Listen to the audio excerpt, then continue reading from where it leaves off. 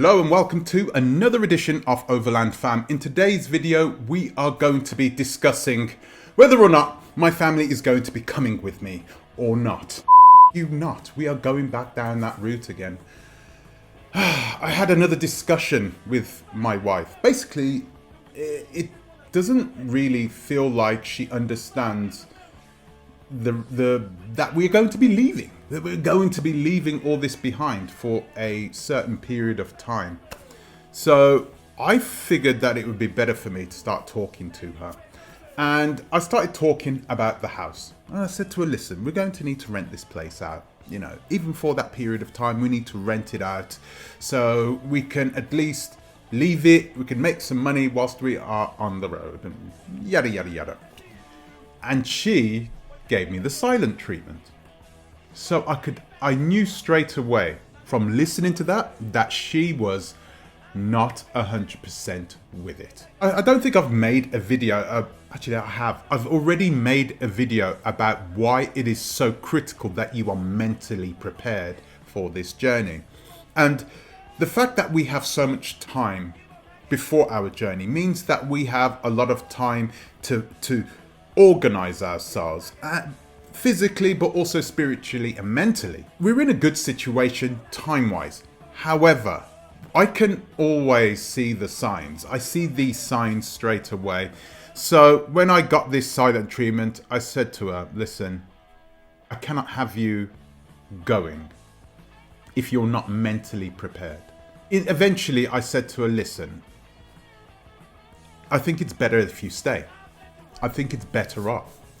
Because I know that she has all these apprehensions, and we both believe that we can manifest things by the way we think and the way we feel and the things that we say. The things that we say is powerful, right? So I knew this, and I said to myself, I cannot do this. It would be better off if I went by myself. If you were going to be acting in this way. I went out running, I came back from running, and I said to her, it's better if you stay. But of course, this doesn't mean that she's 100% going to stay. And she wasn't happy about that. And I've got to hold my hands up now. And I wasn't quite open with the truth when I spoke to her. So initially I told her that this would be a sort of 4-month affair. I can see you guys laughing now. Okay, I initially told her it was going to be 4 months because I knew that she would have problems with me going away for 4 months, but she would be able to handle it. But it's much longer than that. It's demonstrably longer than that. Dan Grech did the same journey that we are going to do. We're going to do an entire lap of Africa. Okay, he didn't do the entire lap of Africa. I think he got to Cairo and then he got to the coast of Egypt and then he sent his car back to Canada. We're going to do something different. We're going to go all the way back round to Tangiers. So we're going to skirt the coast of Northern Africa. So slightly different, still a long journey. You're still talking 50,000 miles. It took him 3 years to do this journey. 3 years, I know, which is a long period of time. But I know that he was allowing Africa to go through to his bones, you know, to absorb Africa so he could become a part of it. But that's exactly what I want to do. I want Africa to be a part of me, even though it's inside my blood, it's in my veins, it's part of my DNA. I still want it to totally saturate me. So, I'm going to need time, clearly. So, I told her it's going to be 12 months. I think she sort of... I know that this sounds bad, but I think I've sort of coerced her in that sort of a way to try and say, hey, listen, come with us. Just come with us. I really badly want my family to come with me, I'll be honest with you. But regardless of whether they come or not, I'm going to be leaving in November. Period. Cannot stay in Europe any longer with all these COVID restrictions and all that type of stuff. No, can't do it. No can do. Plus, I really do believe that it's my life calling. I know. The middle-age thing, I know. Buy myself a bike. No, I'm not going to buy a bike. No, I really do feel like it is time. I'm 45 years old, and it is time for me to find myself and to explore where my origins. It's incredibly important because I've got young kids now as well. I've got young kids. It's important for me to know all this, to have this going through every fibre of my body so I can teach them and also bring them up and show them how important Africa is or should be to them. I'm going a bit off the story here, right? I really wanted to explore the positives and the negatives of carrying my family. The positives of going by myself and the negatives of going by myself. Now, when I spoke to my wife about this, I did say to her, there are other people who could come. And it's a long journey. It's likely that there could be people that will come in and pop in and share part of the journey with me. We've already got one guy already who's planning to do that, who's already travelled overland in Africa before. So this guy knows his stuff. He knows what to expect. And he's a really nice guy as well. Austrian man, very nice guy, and I would love for him to come.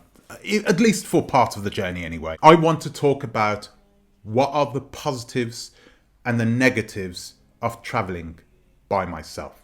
So I'm going to take these off the top of my head. One of the positives is that it's going to be so much cheaper.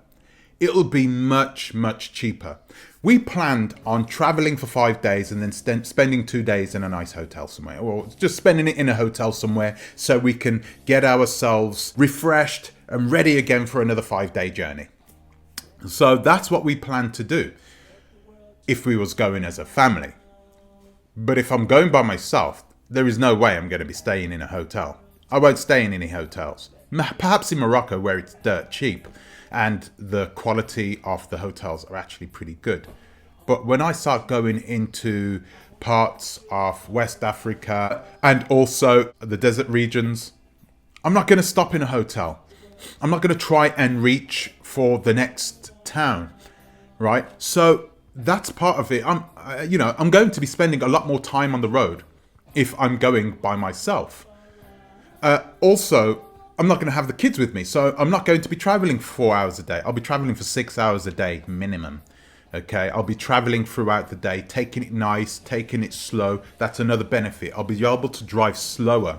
I will drive slower anyway. I'll be driving slow anyway, but I'll be able to not feel like I have to somehow push myself to get to that hotel or push myself to get to a campsite because, hey, it's sundown soon and I won't be able to find out how to put up the awning and the tent and all this other stuff.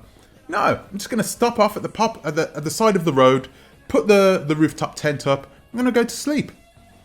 Simple. The next morning, I'll wake up, I'll take a quick workout, shower, boom, hit the road again.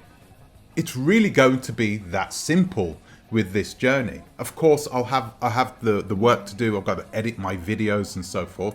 But that's one of the really big pluses of traveling by myself. Another plus is, I'll just, I can just do whatever I want. There's places that I wanted to go that I wouldn't take my family. Timbuktu is one of those places. I really want to get to Timbuktu. It's quite dangerous, so I wouldn't go with the family. But if I'm going by myself, I'm sure as hell I'm going to go to Timbuktu.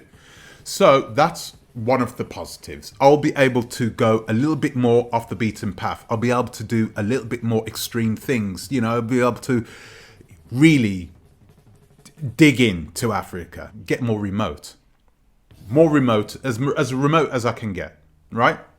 In more places. This will take more time, but if I'm single, why not?